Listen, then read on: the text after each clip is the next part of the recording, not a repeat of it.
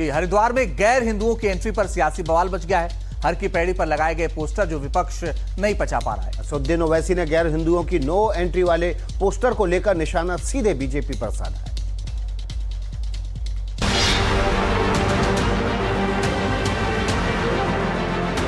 ये जो है संविधान के खिलाफ है। हरिद्वार में हर की पैड़ी पर पोस्टर लग गए हैं। इन पोस्टरों में लिखा है अहिंदू प्रवेश निषेध क्षेत्र, यानी वो जगह जहां अगर आप हिंदू हैं तो ही आ सकते हैं, जिसे लेकर असदुद्दीन ओवैसी ने कड़ा एतराज जताया है।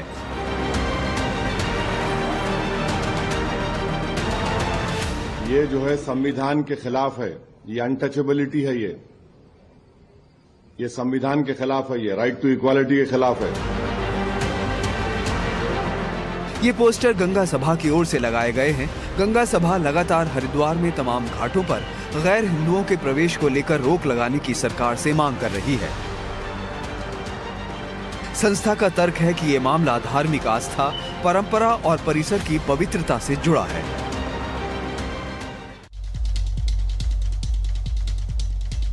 पटना में नीट की छात्रा की मौत के बाद पोस्टमार्टम रिपोर्ट ने पूरा सच बता दिया। 11 जनवरी को इलाज के दौरान छात्रा की मौत हो गई। इस दर्दनाक घटना के बाद बवाल मच गया है।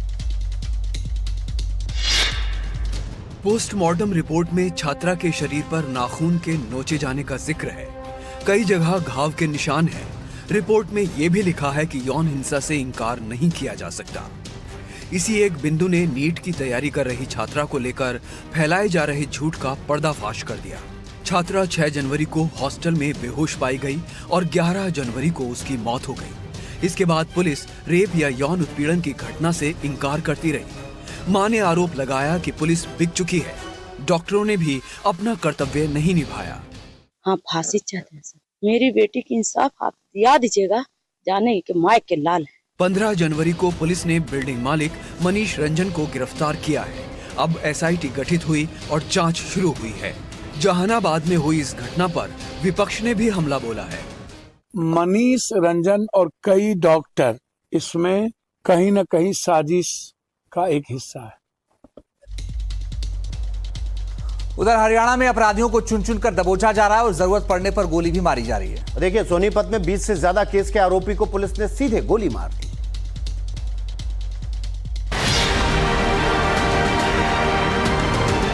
लूटपाट, रंगदारी और लोगों पर जानलेवा हमला करने वाला अपराधी अब स्ट्रेचर पर लेटा है और अपने किए की सजा भुगत रहा है।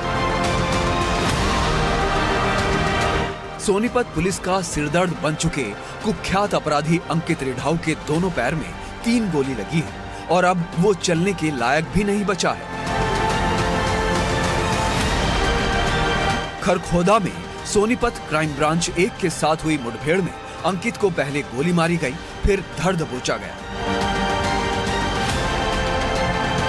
अंकित पर 20 से ज्यादा मुकदमे दर्ज हैं और पुलिस ने इस पर 5,000 रुपए का इनाम भी रखा था।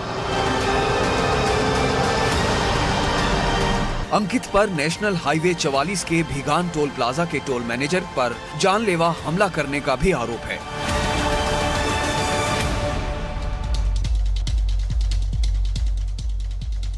अंजित, अगली खबर ग्रेटर नोएडा से। बिल्कुल, ग्रेटर नोएडा में एक सॉफ्टवेयर इंजीनियर की जान चली गई। उसकी कार नाले की बाउंड्री को तोड़ते हुए पानी से भरे प्लॉट में जा गिर गई। और देखिए, इस मौत का जिम्मेदार कौन है, देखिए ये रिपोर्ट। ग्रेटर नोएडा प्राधिकरण की लापरवाही ने एक हंसते खेलते परिवार को उजाड़ दिया। कोहरे की वजह से 27 साल के इंजीनियर युवराज मेहता की कार नाले को तोड़ते हुए पानी से भरे प्लॉट में जा गिरी और युवराज की डूबने से मौत हो गई। स्थानीय लोगों के हंगामे के बाद अब पानी पर मलबा डालने का काम किया जा रहा है। बिल्कुल भी सेफ नहीं है। ये तो हमने पहले भी काफी बार बोला था, जब यहाँ फॉग आ जाता है तो कुछ दिखता ही नहीं है। पूरा ये मतलब एक ब्लाइंड स्पॉट है। नॉलेज पार्क में जहां ये हादसा हुआ, वहां एक मॉल के लिए बेसमेंट तैयार हो रहा था, जिसमें पानी भरा था। सड़क पर रिफ्लेक्टर नहीं होने की वजह से युवराज को रास्ता नहीं दिखा और उसकी कार पानी में डूब गई। मुश्किल होती है, रोड की लाइट भी नहीं जड़ी मिलती है, सब बंद रहती है। अब कल से चालू करिए जब हादसा होगा। स्थानीय लोगों ने बताया कि कई बार सर्विस रोड पर रिफ्लेक्टर और साइन बोर्ड लगाने की मांग की जा चुकी है, लेकिन इस पर ध्यान नहीं दिया गया। यूपी के महाराजगंज में आदमखोर तेंदुए ने लोगों का जीना मुहाल कर दिया है। तेंदुआ अब तक 2 लोगों को मौत के घाट उतार चुका है और गांव के आसपास वो अब भी घूम रहा है। खेत में भागते इस आदमखोर ने 13 साल की गुड्डी के जिस्म को नोच लिया और उसके टुकड़े टुकड़े कर दिए। अब गुड्डी के घर पर मातम पसरा है। महाराजगंज में खूंखार तेंदुए ने 2 लोगों की जान ले ली है और आधा दर्जन से ज्यादा लोग उसके पंजे का शिकार हो चुके हैं। खूंखार तेंदुए की बढ़ती धमक से ग्रामीण दहशत में हैं।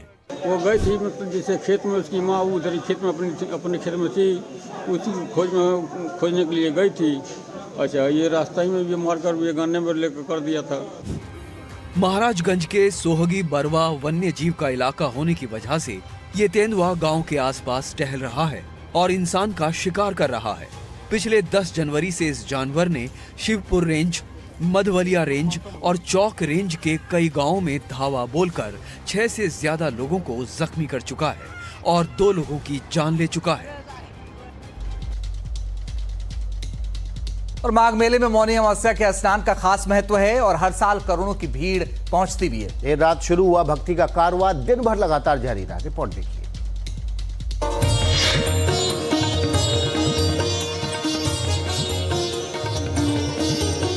संगम की रेती पर भक्ति का रेला उमड़ पड़ा। सबके दिल में एक डुबकी की चाह। भीड़ नहीं थी, आस्था का समंदर आगे बढ़ रहा था। कतारें नहीं थी, श्रद्धालुओं के जत्थे मंजिल तय कर रहे थे।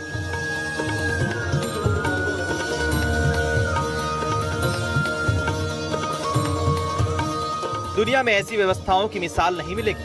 हर साल की तरह संगम तीरे एक शहर बसाया गया है। इन तंबू, कनातों और इनके आसपास श्रद्धालुओं की हर सुविधा का ख्याल रखा गया।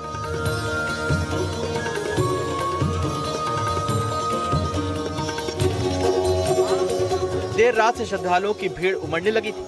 आने जाने का सिलसिला था। डुबकी लगाकर लोग रवाना होते रहे।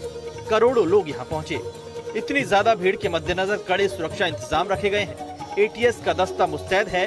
ड्रोन से निगरानी रखी जा रही है। देखिए, भक्ति का मेला सिर्फ प्रयागराज तक सीमित नहीं था। कई धार्मिक नगरियों में गंगा तट पर श्रद्धालु जुटे थे। हरिद्वार, वाराणसी और अयोध्या में भी रौनक दिखी। बहुत बड़ी संख्या में लोगों ने मौनी अमावस्या पर स्नान किया।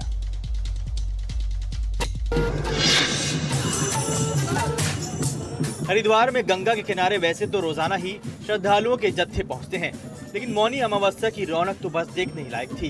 घाट भरे हुए थे, लोग चलते चले जा रहे थे। नदी के दोनों ओर भीड़ थी और इसे संभालने के लिए भारी भरकम व्यवस्था की गई थी। ये वाराणसी के 80 घाट की तस्वीरें हैं। गंगा और 80 नदी के एक संगम पर खास मौके पर श्रद्धालु उमड़ते हैं। मौनी अमावस्या का दिन भी अलग नहीं रहा। सुबह से लोग डुबकी के लिए पहुंचते रहे।